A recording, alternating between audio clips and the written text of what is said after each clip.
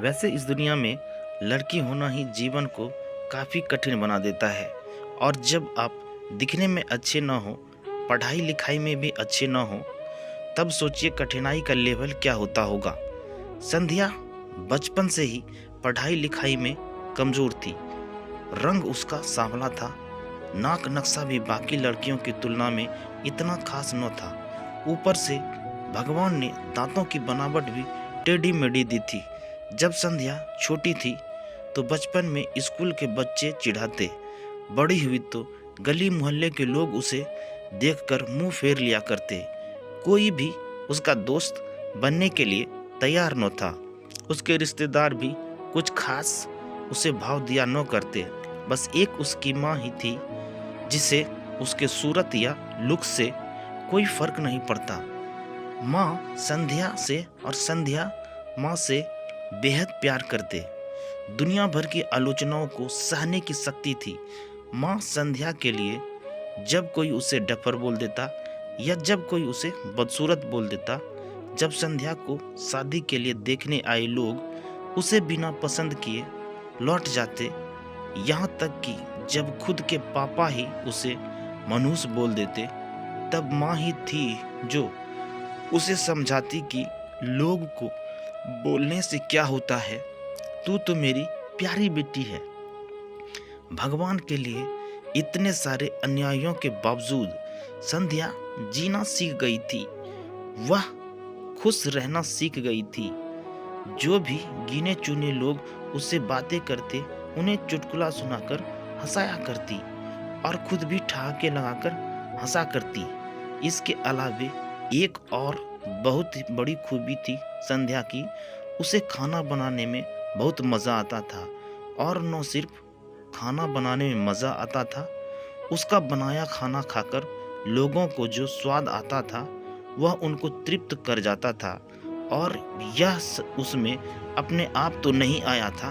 दुनिया के ठुकराए जाने के बाद उसने अपना सारा समय खाने की रेसिपी की किताबों, रेडियो शोज और टीवी चैनल को समर्पित कर दिए थे। संध्या की तारीफ तो कोई भी नहीं करता, लेकिन उसके हाथों के बने खाने की तारीफ वह हर व्यक्ति करता जो उसे चखता। इस एक गुण की वजह से संध्या अपने आजू बाजू की औरतों में फेमस हो गई थी, क्योंकि जिसे भी खाना पकाना सीखना होगा, कुछ नया पकवान बनाना सीखना हो तो वह संध्या के पास आती और संध्या भी खुशी खुशी उन्हें सब सिखाती। उसके पास आने वाली औरत अच्छा खाना बनाना सीख जाती, लेकिन लाख कोशिश करने के बाद भी संध्या के हाथों का वह जादू जो सबको तृप्त कर जाता, वह कोई न सीख पाता। संध्या की जिंदगी इन्हीं उतार चढ़ाव के साथ कट रही थी। एक बार फिर से माँ बाप ने जी तोड़ कोशिश कर एक फैमिली को संध्या को देखने के लिए मना लिया था और अगले ही दिन लड़का संध्या को देखने के लिए आने वाला था। संध्या को इस बात की खबर होने पर वह दुखी और गुस्सा हो गई थी कि बिना उसे पूछे पता नहीं क्यों माँ बाप लड़के को बुला लेते थे और उसका मजाक बना देते थे। माँ ने संध्या को समझाया था कि ऐसा ही होता है, कोई भी बेटी अपने माँ बाप के यहाँ हमेशा नहीं रहती, उसे एक न एक दिन शादी करके जाना ही पड़ता है। अगले दिन संध्या सुबह सुबह ही लड़के वालों के आने से पहले ही सज संवर कर कहीं निकल गई थी। उस दिन लड़के वाले घर आकर माँ बाप को बहुत खरी खोटी सुनाकर गए थे।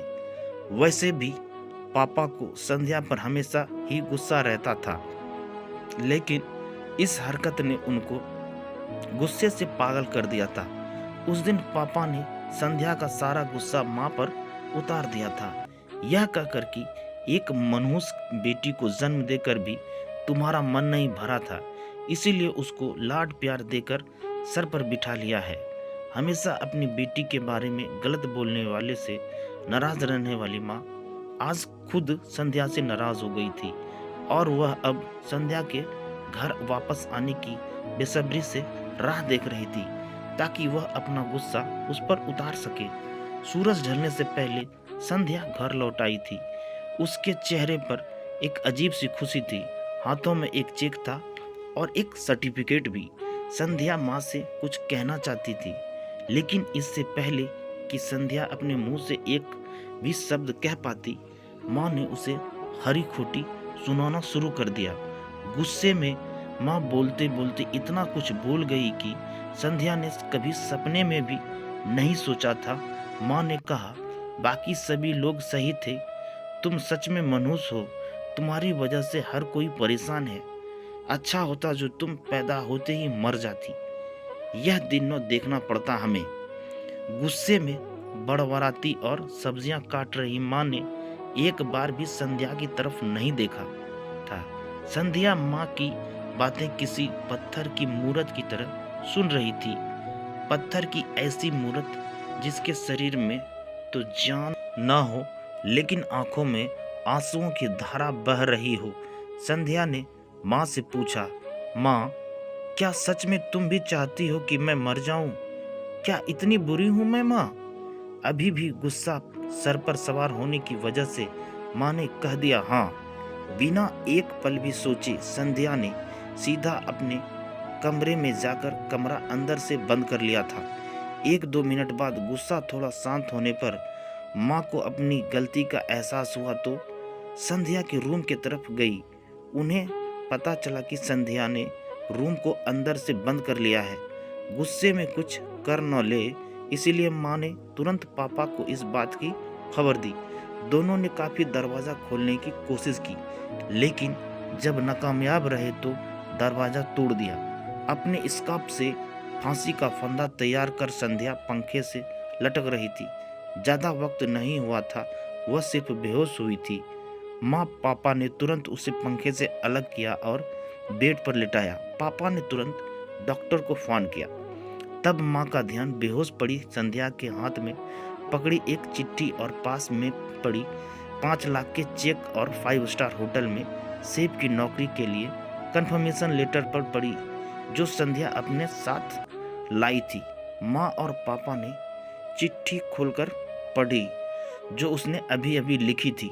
चिट्ठी इस प्रकार थी, मम्मी और पापा, मैं जानती हूँ मेरे जन्म से लेकर आज के दिन तक मैंने ऐसा कुछ भी नहीं किया है जिस पर आप गर्व कर सके, लेकिन मैं आपको बताना चाहती थी कि आज मैं खाना पकाने के नेशनल लेवल कंपटीशन को जीत चुकी हूँ और यह 5 लाख का चेक मुझे प्रथम स्थान पर आने के लिए मिला है।